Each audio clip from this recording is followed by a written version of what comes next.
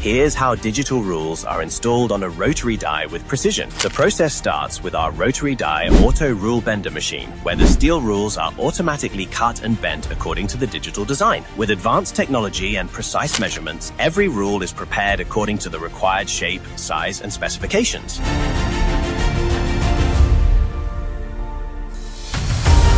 Once the rules are ready, they move to our experienced manual bending expert. Here, each rule is carefully adjusted and refined to achieve maximum accuracy and a perfect fit.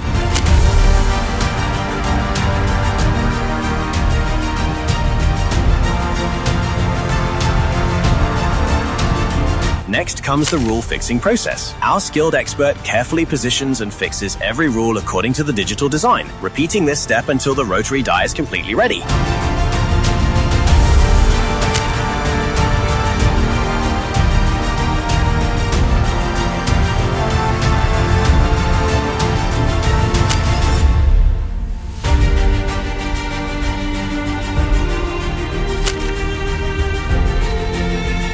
After that, it moves to the rubber fixing process. High-quality rubber is carefully selected and fixed to improve the overall die cutting performance.